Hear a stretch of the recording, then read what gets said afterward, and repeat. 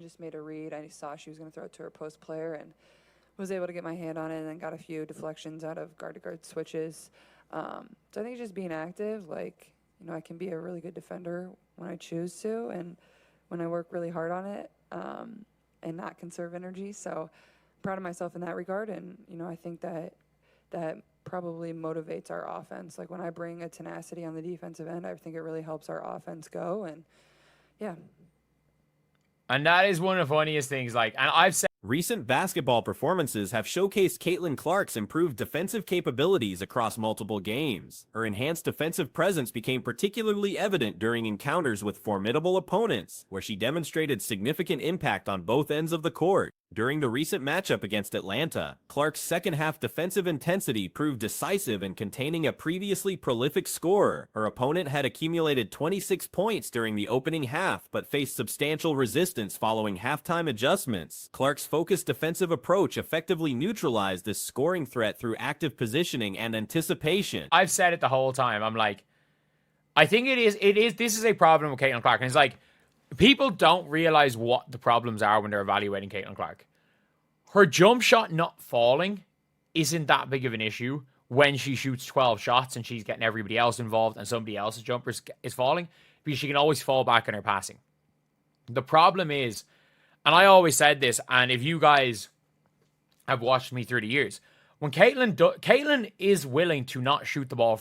The subsequent game further highlighted Clark's defensive growth, as she recorded 5 steals while maintaining exceptional ball security. 3 of these steals came directly from pressuring opposing guards, demonstrating her ability to disrupt offensive rhythm. Additionally, she contributed 1 block while committing only 2 turnovers, showcasing improved decision-making under pressure. Clark's post-game analysis revealed strategic awareness of team defensive schemes. She explained how recognizing teammate positioning allowed her to make effective reads on opponent intentions. When observing an impending post-entry pass, she positioned herself to deflect the ball and create transition opportunities. These defensive rotations and active hands contributed to multiple deflections throughout the contest. Have watched me through the years. When Caitlin is willing to not shoot the ball for an entire game. Like, Caitlin might legitimately go and score 0 points and have 18 assists and she would be happy. But it's when Caitlin doesn't touch the ball, her defensive effort goes to shit. And that is an actual flaw with Caitlin Clark. And I don't think people realize that enough, realize the actual flaw. And it is, she shoots frustration shots when she doesn't have the ball. The performance sparked broader discussion about Clark's defensive potential when fully engaged. Her acknowledgement that defensive excellence requires deliberate energy allocation rather than conservation highlights a key aspect of her game development. This awareness suggests growing maturity and understanding situational priorities during different game phases. Analysis of Clark's defensive patterns reveals correlation between offensive involvement and defensive intensity. When she maintains regular touches and feels integrated into offensive flow, her defensive focus remains consistently high. This connection between offensive participation and defensive effort represents both a strength and area for continued development. It is, she shoots frustration shots when she doesn't have the ball a lot. She tries to force. So she has a problem. Caitlin Clark has a problem with not doing anything. It's weird. It's like some people that can't sit still. Caitlin Clark is like a basketball equivalent of not being able to sit still. She is a basketball equivalent of not being able to sit still.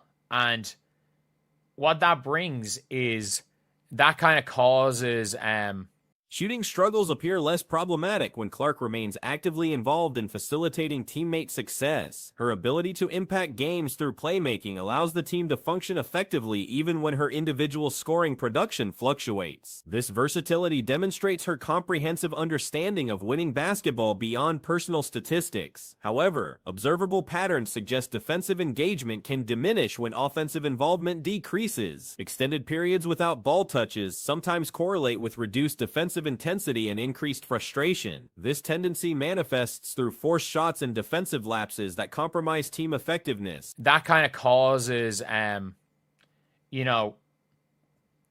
to, when she's restless, when she doesn't touch the ball for a while, do something dumb.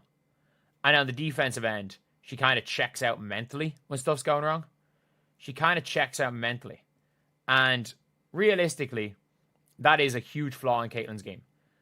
She's got to be locked in no matter what. And I do think the fact that she's gotten the ball more is a big reason why she's been so locked in the last 2 games on the defensive end. And when Caitlyn, I said it before the game, The phenomenon resembles restless energy that requires constant channeling through meaningful game participation. Similar to individuals who struggle with physical stillness, Clark appears to need consistent basketball activity to maintain optimal focus. This characteristic influences both positive and negative aspects of her overall performance. Defensive rankings place Clark within average to slightly above average categories among professional players. Using standardized evaluation criteria, she rates approximately 5 to 6 on a 10-point scale, indicating solid but improvable defensive capabilities. This assessment considers both current performance and potential for continued growth. is a big reason why she's been so locked in the last 2 games on the defensive end. And when Caitlyn, I said it before the game, people were like asking what would I rank Caitlyn as a defender. I'm like, I would rank Caitlyn Clark as a 5 out of 10 defender. And I'm going through like actual 5 out of 10 defenders, as in if you are below average, you are a 4 out of 10. If you're average, you're a 5. If you're slightly above average, you're a 6. If you're above average, you're a 7. You like to be 10. For me, there's no 10 out of 10 defender. The closest thing to a 10 out of 10 defender for me is Fee. I'd have Elite defenders in the league typically rate between 8 and 9 on comprehensive evaluation scales. Players like Wilson, Thomas, and Young represent the highest tier of perimeter defenders. Their combination of physical tools, basketball intelligence, and consistent effort sets benchmarks for defensive excellence across the professional level. Clark's recent defensive improvements suggest movement toward higher evaluation tiers. Her enhanced off-ball awareness and increased activity level indicate developing understanding of team defensive concepts. These improvements become particularly valuable when combined with her existing offensive contributions and court vision. 10 out of 10 defender. The closest thing to a 10 out of 10 defender for me is Fee. I'd have Fee, Aja, Ezzy. I don't even know who I would have in A or in like a 9 out of 10. Not many good perimeter defenders. In 8 out of 10, I'd probably go Citron, Jackie Young, I got Phoebish at 9 out of 10.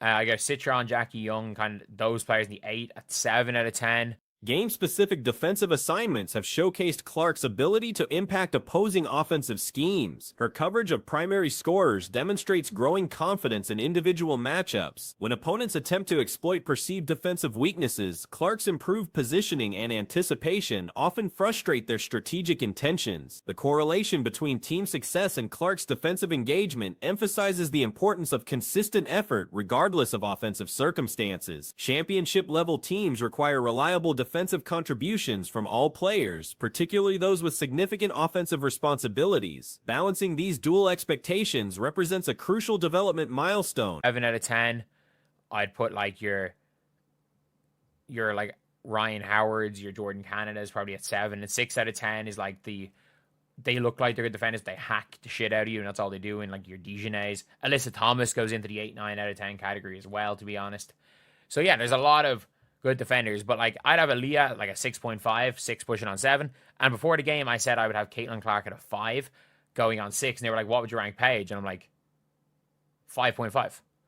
I was Mental approach to defensive responsibilities appears central to Clark's continued improvement. Rather than viewing defense as energy conservation, embracing it as opportunity for competitive advantage creates positive momentum. This mindset shift influences both individual performance and team chemistry during challenging game situations. Comparative analysis with other guard defenders reveals areas for continued development. While Clark has progressed significantly, reaching elite defensive status requires sustained excellence across various game situations. Consistency in effort and technique will determine whether current improvements represent temporary peaks or sustainable growth. Russell, she's 29 years old, and yeah, she's a 2-time WNBA champion. Not only a 1-time WNBA champion, it's a 2-time champion.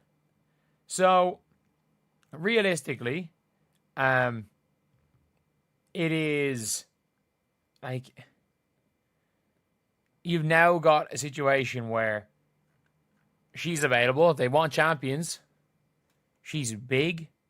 She's 6'6". The relationship between offensive frustration and defensive lapses requires ongoing attention. Professional basketball demands maintaining focus regardless of personal circumstances within games. Developing emotional regulation skills will enhance Clark's ability to impact winning consistently. Future defensive development depends on continued emphasis during practice and game preparation. The recent improvements demonstrate Clark's capability when properly motivated and focused. Sustaining this level of engagement throughout entire seasons represents the next developmental challenge. Team defensive schemes benefit significantly from Clark's increased activity and communication. Her improved recognition of opponent tendencies allows for better help defense and rotation timing. These contributions enhance overall team defensive efficiency beyond individual statistical measures. She's big. She's 6'6". She did damage against Fever. Like, she did damage against us last week. And again, I cannot stress this enough. I don't think Mercedes Russell's good. This is not one of those, oh, the Fever need to sign Mercedes Russell. Hell no. But if it's her, or if there's some weird scenario that it's between her or Bree Turner, give me Mercedes Russell. Mercedes Russell is at least. Recognition of defensive impact extends beyond traditional statistics to include deflections, rotations, and communication. Clark's growing understanding of these subtle contributions indicates maturation in viewing basketball as interconnected team sport rather than individual showcase. The evolution from adequate to good defender requires sustained commitment over extended periods. Clark's recent performances suggest willingness to embrace this challenge. Continued improvement in this area could elevate both individual effectiveness and team championship potential significantly. Mercedes Russell is at least she averages 1.7 points per game. That is a whole 1.3 points per game more than Bree Turner. And let's not forget, she put up 5 points. She put up 5 points against us in the win. 5. That's more points than Bree Turner scored this season. Bree Turner is averaging 1.4 points per game. 1.4 points per game. Recent WNBA roster movements have highlighted contrasting approaches between organizations regarding player personnel decisions. Several franchises have demonstrated willingness to make significant changes while others maintain status quo approaches that may limit competitive improvement. Mercedes Russell's release represents a notable transaction given her substantial salary of approximately $180,000 annually. Despite championship credentials as a two-time WNBA Tutlist, Russell's on-court production has not justified her compensation. Her 1.7 points per game average, while modest, still exceeds certain players currently rostered elsewhere, creating interesting comparative value discussions. Russell's physical presence at 6'6" and recent performance against Indiana, including a 5-point output, demonstrates capability that surpasses some current roster alternatives. Her championship experience could provide veteran leadership despite overall production concerns. The timing of her availability coincides with roster. But yeah, it is. I just can't believe it. Like, these teams are getting rid of these players. The the Lynx. The Lynx just got rid of Elisa Peely. The Lynx just got rid of their first round pick from last year. Because, let's be real, she sucks. I said at the start of the year. And they were like, oh no, Peely's good. And I'm like, no, Peely sucks. Peely sucks. Peely's 5'10". Minnesota's decision to waive Alyssa Pilley, their first-round selection from the previous year, exemplifies organizational willingness to acknowledge draft mistakes quickly. Pilley's limitations as a 5'10" player, whose primary skill involves perimeter shooting, created roster construction challenges that ultimately led to her release. The opportunity cost of Minnesota's draft decisions becomes apparent when considering available alternatives. Carla Leon represented a viable option who could have addressed backcourt depth needs currently filled by less effective players.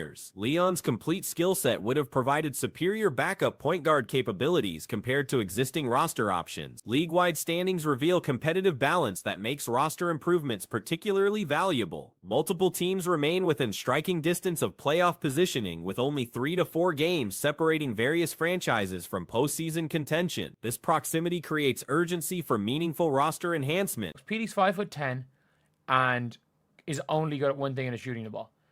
And like you've got people here saying tagging Amber Cox, and I'm like, she is the last thing this team needs. At least it's better for spacing.